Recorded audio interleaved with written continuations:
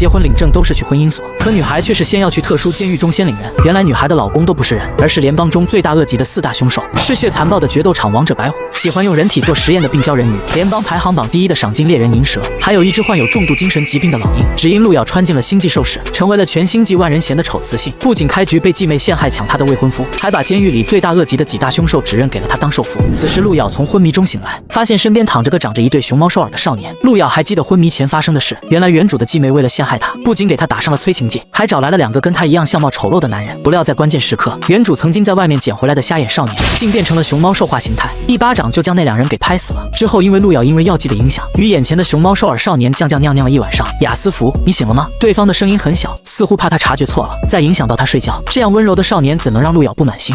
醒了，你怎么样？少年以为他说的是那件事，脸上一红，无论外人说什么我都不在乎，我会对你负责的。说完话，他的脸更红了。然而路遥对于这件事是很开放的，这件事本就是他强迫的他，反正2人也都爽了，就当一夜情，之后就当无事发生过。不料这时一道机械声在他脑中响起，系统已激活，现在发布新手任务，请宿主攻略面前的熊猫兽人。看到有系统，路遥激动，可当他一阵询问下来，发现系统是个破恋爱脑攻略系统，除了会发布任务，啥也不是。路遥真服了，他来这里又不是谈恋爱的。随后他的面前就出现一块面板，当前迪米斯塔巴特诺攻略进度70%，光干活没有奖励，谁愿意啊？路遥当场就拒绝。系统急了，你在现实世界还有家人吧？只要完成系统发布的一个任务，你的家人账户就可以多1000万。在系统的攻势下，他不仅心动了，还立即答应了。这时一道声音将他拉回到现实，雅斯福，你在听吗？雅斯福是身体原主的名字。路遥回过神，怎么了？当初是你看我可怜，顶着压力把受伤的我捡了回去，尽管我现在失忆了，眼睛又瞎了，但我会尽全部力气让你过上好日子的。对于这样的话，路遥是不相信的。说好话谁不会？你爱我吗？只见少年脸上带着一丝红晕。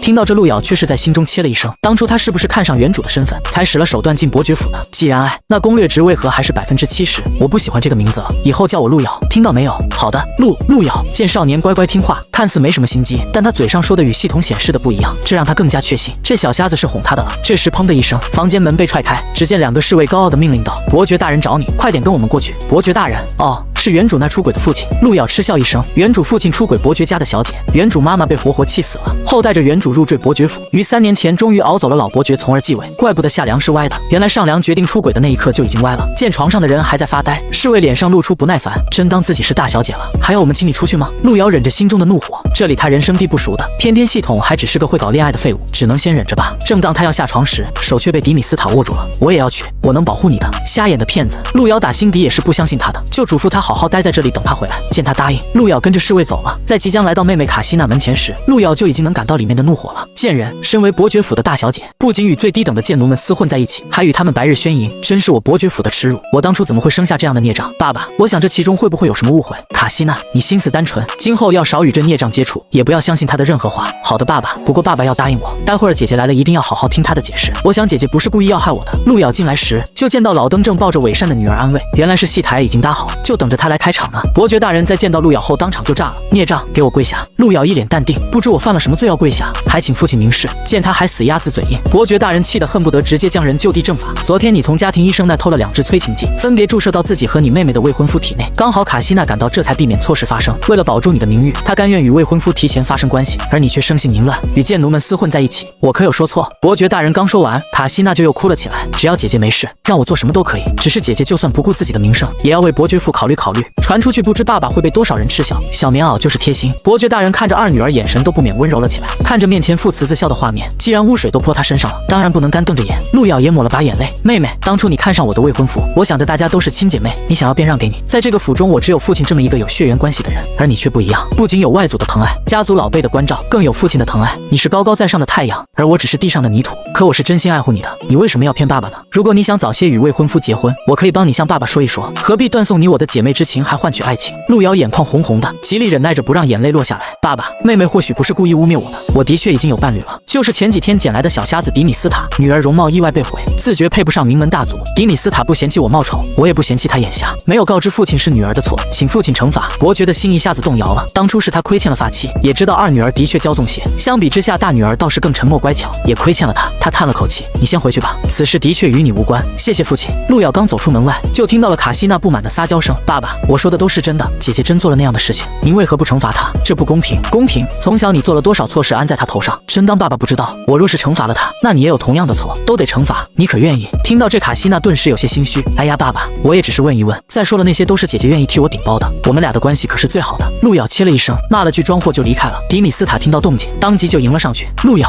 是你回来了吗？路遥冷冷地嗯了一声，但忽然想到那1000万，他又热情了起来。你眼睛看不到就别过来了，快坐那。那些侍卫叫你出去是因为昨天的事吗？不行，都怪我，一切都是我的错，我愿意替你领罚。路遥把他按坐在沙发上，别担心，父亲只是叫我过去询问一下，本来是挺生你气的，但好歹也是伯爵大人的女儿，传出去非常不好，在我的游说下，气也消了不少，你就放心吧。迪米斯塔依然低着头，满心愧疚，他知道他在府中的处境，一定是故意说好话让他安心的。他在心中暗暗下定决心，等身上的伤完全好了，就出去拼一拼，接他出府过好日子。忽然路遥看到好感度上升到了71%，这招还挺管用的，简直不要太开心。但眼下最重要的还是他这张脸，看着镜子中的自己，一半的皮肤都被火烧到了。当初原主住的还不是这么豪华的房间，都怪卡西娜这个继妹点燃了他的房间，不仅毁容了，还无地可住。从此原主心中自卑，常戴着面具示人，烧伤的疤痕如蜈蚣一样爬满了半张脸。路遥也无可奈何，他也不会医美，狗系统也没有这方面的奖励，这可怎么办呢？对了，他差点把治愈精神力给忘记了。即使原主的精神力差到极致，但总比没有强。他尝试用精神力慢慢恢复伤疤，没想到短短1分钟，下巴那一块只有淡淡的疤痕，不仔细看根本看不到。就这精神力还差，正纳闷着，系统声响起，恭喜宿主治愈精神力升级为 S 级。路遥问系统他是做什么才导致精神力上涨的，谁知对方直接下线了。上涨之前他好像只跟继妹兑现了，难道说只要骂卡西娜就能增长精神力？由于卡西娜的安生，路遥也过了几天舒心的日子，接连几日的治疗，脸上一大半的疤痕快要看不到了，这已经是 S 级的精神力了。不敢想最强的是不是连将死之人都能救活？不过迄今为止还未有 SSS 精神力的雌性出现。思绪被一阵急促的脚步声拉了回来，路遥眼疾手快地戴上面具，依旧是上次叫他的2个侍卫。2小姐有请，走吧。哦对了，也要带上你的丈夫。迪米斯塔听到后主动来到路遥的身边，这次我一定要与你共同承担，请你不要再拒绝我了。路遥没有任何犹豫的就答应了，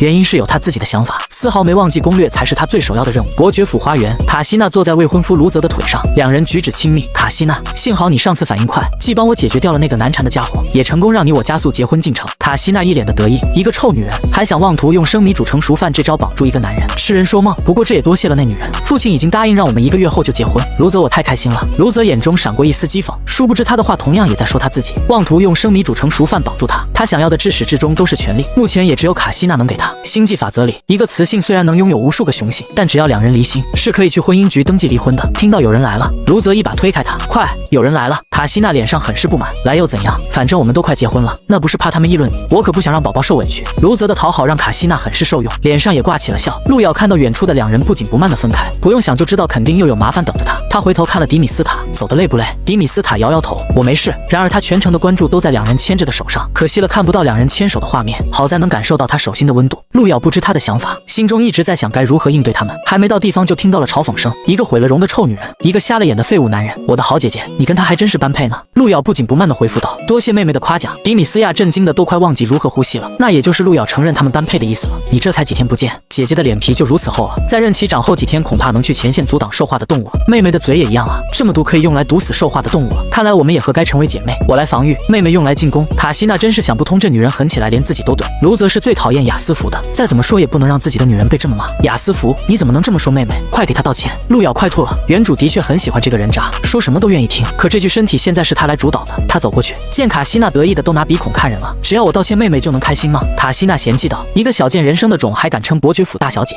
你也配？不过本小姐今天心情好，只要带着你们2个跪在地上连说10个对不起，这次的事就可以一笔勾销了。路遥在心中呵呵2声，这件事最大的受益人却成了受害者模样。见他还不有所动作，卡西娜开始催促，愣着做什么？还不快跪下让！话还没等他说完，啪的一声，在对方震惊的目光中，路遥甩了甩疼痛的手。原来妹妹的脸皮也一样厚，瞧我手都打疼了。妹妹都没太大反应，一瞬间所有在场的人都震惊了。大小姐平日里唯唯诺诺、任人欺负的形象已经在他们心中根深蒂固，突然扇了2小姐一巴掌，不免让他们确认自己是否还在梦中。你敢打我，我要告诉爸爸。说罢，卡西娜就开始哭着离开。路遥率先挡在她面前，妹妹如果把这件事告诉爸爸，最后被骂的可不是我。你什么意思？你骂我是小见人生的种，不配为伯爵府的大小姐。我们身体里流着同样一半的血，岂不是把我们一家都骂了？你骂爸爸是小贱人，你觉得爸爸会怎么惩罚你呢？毕竟爸爸可是很在意身份的。路遥的一番话让卡西娜脸上一阵红一阵青的，她看了眼身后的卢泽，对方好像没有一点要帮她的意思，立即将怒气转移，上去一巴掌打在了他的脸上。未婚妻都被欺负了，你怎么还能若无其事地站在这里？卢泽被打懵了，虽然他的家族身份没有卡西奈家高贵，却也从没被打脸过，眼中闪过一丝怒意，但很快被压了下去。抱歉宝宝，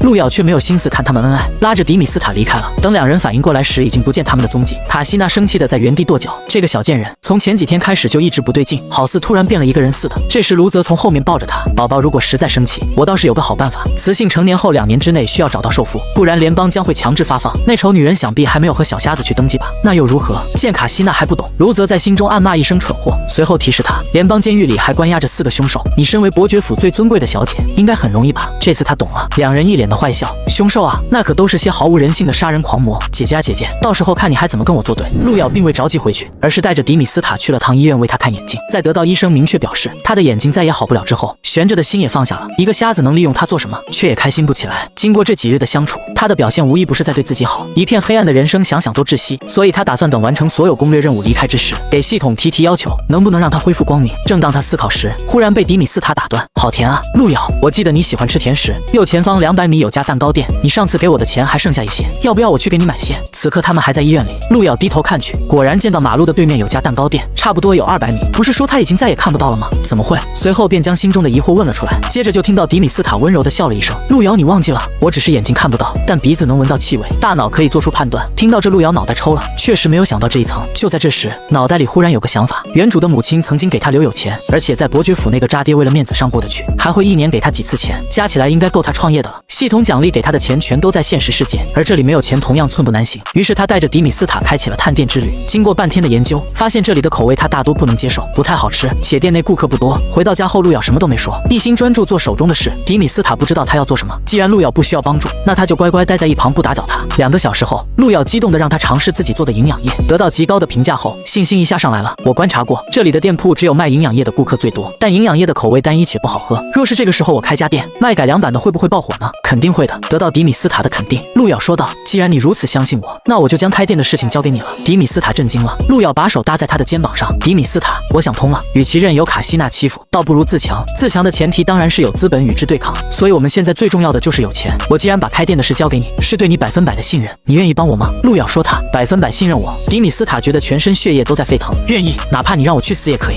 忽然路遥感受到好感度的上升，从曾经的70%到现在的90%，这也太好了，还差一点点1000万，轻轻松松就得到了。于是他再接再厉，迪米斯塔，我相信你，所以我们登记结婚吧。空气有一瞬间的安静，路遥看着好感度从90上升到99，他内心里疯狂在呐喊，快涨啊，就差1%就完成任务了。可是数字却止不到这里，不再增长，下一秒就见滴滴泪水从他眼眶流下。你说话当真？当然，不过不是现在，你失去了以前的记忆，我想办法找人调查一下，如果查不到就只能重新为你办个新身份了，需要几天的时间。路遥愿意负责了，他很开心。没关系，多久我都可以等，谢谢你愿意理解我的难。路遥将他抱在怀中，感觉此刻自己就像一个渣女。温馨的时刻总是会有不长眼的人来打断。大小姐在吗？有好消息在等着你。路遥心中咯噔一声，每次这个侍卫来准没有好事。不等他去开门，房门又被一脚踹开了。侍卫气势汹汹地走进来，大小姐，有个好消息，二小姐要我亲自来告知你。路遥想等他有能力了，一定给他的腿卸了。有屁快放！侍卫冷笑一声，大小姐已经成年2年都未曾有伴侣，联邦特意为你发放了4个受妇，今后大小姐可就有福气了。路遥一脸懵逼，不结婚还给发男人，这样好的事竟然被他碰上了。而迪米斯塔内心却非常嫉妒，凭什么？他明明是路遥的第一受夫，突然被4个狗男人给抢了位置，他不甘心，却也无可奈何。大小姐的4位受夫比较特殊，需要您亲自去领，位置会发你手机上的。说罢，侍卫就幸灾乐祸地离开了。也不知道那4个男人帅不帅。路遥正要拿自己的手机，突然对上一双暗淡无光的眼神，一瞬间的心虚，又想到他看不到，心虚瞬间消失。你的心跳快了许多，你很开心吗？路遥见状安慰迪米斯塔不要伤心，他在自己心中依旧是最重要的，但对方依旧不开心。路遥，你的第一个伴侣位置是非常重要的，我想做你的第一受夫，可联邦已经为你指派下来，已经在婚姻局登记好了，我永远得不到这个位置了。路遥懵了，什么？他们还能这样做？我本人都没去啊，没用的，是强制的。迪米斯塔叹了口气，我有些不舒服，待会儿你去接他们吧。路遥看着他跌跌撞撞地回到自己的房间，好感度瞬间下降到40%，他快炸了，他该不会对自己死心了吧？绝对不行！他走过去发现门是被锁着的，只能隔空喊话，你放心，我喜欢的永远是你，你在我心中是第一位，从今以后我也只会对你好。去接他们是无奈之举，我若是不去就是犯法，以后只当养着4张嘴。迪米斯塔，希望你能理解我。良久里面才传出一声嗯的声音，见好感度上升41%，路遥表示待会儿回来的时候给他带些好吃的，随后拿起手机，位置已经发过来了。当他看清位置后，眼睛都瞪大了。联邦监狱那可是重点监狱啊，里面的罪犯都是穷凶极恶的，这联邦政府有病吧？没事给他乱发什么男人？是嫌他活的时间长吗？